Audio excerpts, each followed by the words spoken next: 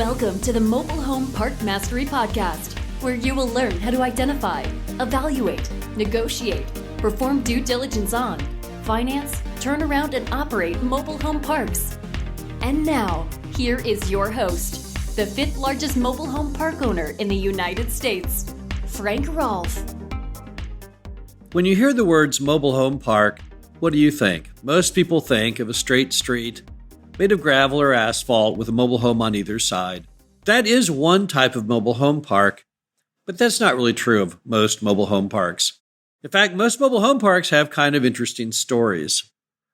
The classic American narrative of design, of the way that America grew over time. We're going to go over 6 different mobile home parks, all which have a little more interesting story to tell than what most average Americans would imagine. First, let's pick 2 that to me embody creative thinkers. The first is Stanley Marcus's prototype mobile home park in West Dallas. Stanley Marcus, of course, was the founder of the Neiman Marcus upscale fashion store brand, which today is in many American cities, has a mail order catalog, and extremely well known, well respected as far as bringing in a lot of the best of European merchandise to the United States. But most people don't realize that Stanley Marcus himself was a pioneer on something else. He envisioned an upscale mobile home park. And so he built his original prototype of this park in West Dallas.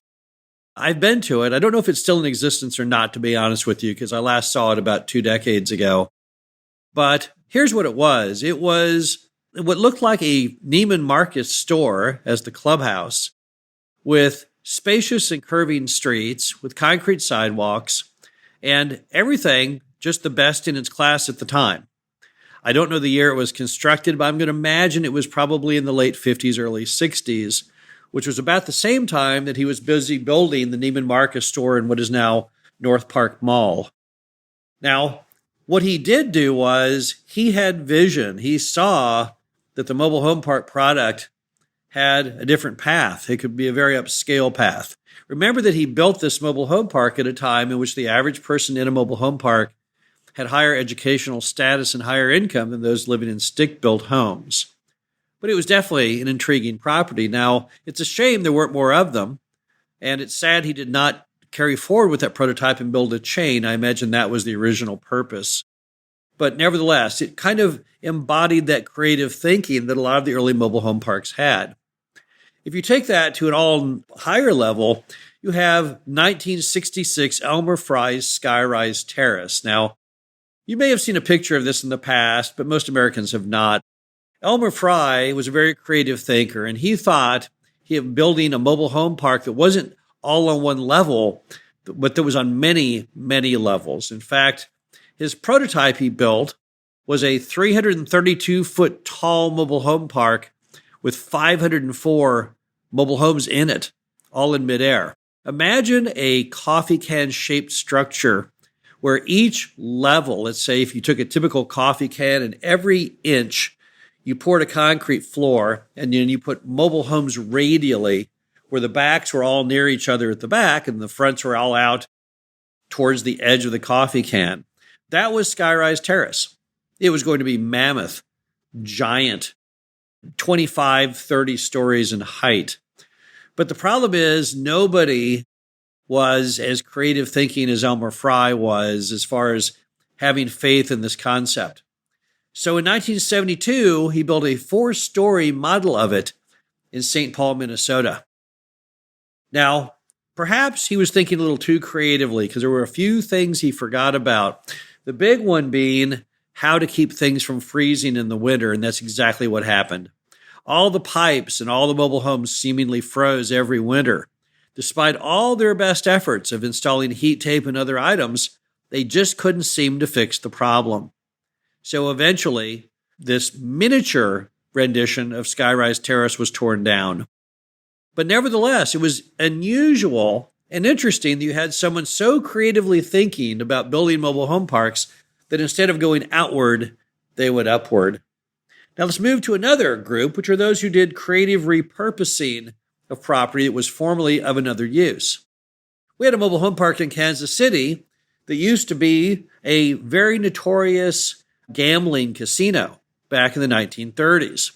In fact, if you look it up, you can find there's still pictures of it back when it was a casino. And what happened was, of course, casinos were illegal in Kansas City. And although the mob was able to shield it from the police taking action on it for a while, eventually it caught up with them. So finally, the gambling casino was shut down. And in fact, the casino near the end burned to the ground, although I don't know if it was arson or naturally. But what you had then was a property which had some pretty neat features. It had a very nice architectural stone fence that went all the way around it. It had very nice architectural stone stairs and landings. So someone had this interesting idea. Hey, let's build a mobile home park on that. Let's go ahead and use each of these terraced levels with all the nice stonework to park mobile homes. And so it's a mobile home park that's on about 4 terraces, all with this really nice stonework. In fact, it has stonework that has these very, very large, nicely groomed yards out in front. So it was very, very creative repurposing of a property. I don't know what else you could have done with it. Wouldn't have worked for single family. The lots weren't nearly large enough. Would have been a very awkward apartment complex and very hard to build on multiple levels. However, mobile home parks seem to be exactly the proper use for it. In that same vein, both as far as being connected with organized crime and creative repurposing, is a mobile home park in Fort Worth, Texas, that used to also be on the grounds of a former mobster hangout. Now, in this case, the structure that the mobsters built and hung out in is still standing. It's a giant Tudor mansion. It also has an Olympic-sized swimming pool. Now, these are things that would not be normally found in a mobile home park. However, back in the day, back in the 50s, back in the 60s, not uncommon. Bear in mind, back in that era, Elvis Presley himself lived not only in 2 mobile home parks in 2 different films. It happened at the World's Fair in 1963 and Speedway 1968, but he actually even lived in a mobile home park of his own that he owned not too far from Graceland. He liked to go there on weekends and sometimes weeks at a time. He found it very relaxing being in a mobile home park populated by nothing other than his friends. And he liked being out in the country, and I think liked to be a little bit far away from Graceland, which kind of served as his home office for business. This gave him some downtime where he could just hang out with his friends. So what they did was they took the property and they made the Tudor mansion into the clubhouse, the pool into the park swimming pool, and so it made for a very interesting mobile home park. You had not only the regular grassy area with the mobile homes placed, but you had this phenomenal clubhouse at the rear. So it made it a very, very upscale property. Was there something else you could do with it? Well, really not. All you could have done to really utilize that mansion and that pool would be to perhaps have built apartments, but it would be kind of an awkward apartment location. Stick-built, tract was not nearly large enough. So mobile home park really was a very logical way to repurpose the property.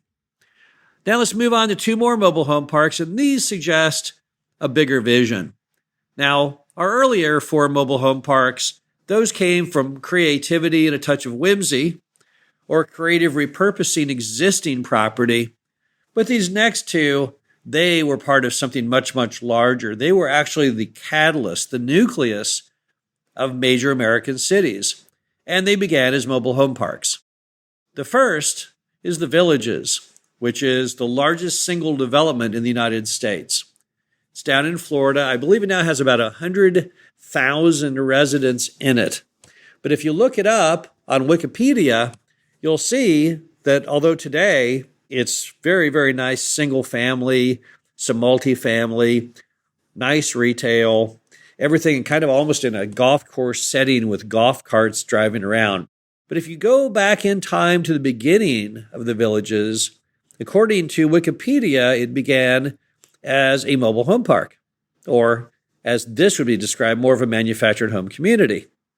However, as time went on, tastes changed, demand changed, and it grew from not just a mobile home park, but into a giant sprawling development that people love. It's very desirable for many people to live in the Villages. It's a senior-only community, but it started off with just that vision that here we could build a new city. Here we could build something major. And to start it off, it began with a mobile home park. The same is true of a mobile home park that we used to own south of Dallas in Glen Heights, Texas.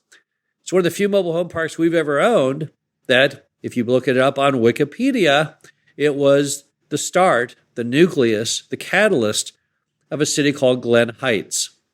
At that time, a man who worked at Glen Heights in the fire department had this vision that Glen Heights could be more than just a building or two along a farm to market road. So he decided to build this large mobile home park, and then he built his house at the front of it. And it was the start of the city.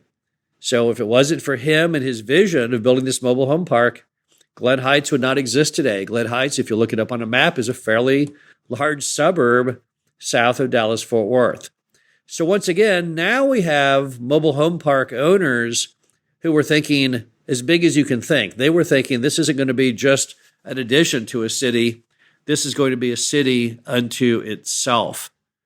And they succeeded in that vision, and that mobile home park became kind of like the grain of sand in the oyster that creates the pearl. It was the catalyst for what are today fairly large parts of America that serve a definite purpose, offering nice neighborhoods, nice retail as part of the greater community. Now, the reason I told you these 6 stories is that many people don't seem to understand that there are a lot more interesting stories to mobile home parks than that which meet the eye. That the stories that you hear and see on TV and in the movies, those really don't tell the true story. There's 45,000 mobile home parks in the U.S. There's 45,000 different stories behind those mobile home parks. Some are merely interesting, and some are extremely fascinating, but they almost all share nothing in common. Each mobile home park is a very unique thing. Just like a person, there's no two that are exactly alike. Food for thought, in my opinion, at a time in which people think of mobile home parks as being just one certain type of item. In fact, the answer is no. There's a lot more to a mobile home park than most people realize. This is Frank Rolfe, the Mobile Home Park Mastery Podcast Series. Hope you enjoyed this, and see you again next week. Thank you for listening to the Mobile Home Park Mastery Podcast. Be sure to visit us at mhpmastery.com to subscribe to the show, read our show transcriptions, and access all of our great information on mobile home park investing.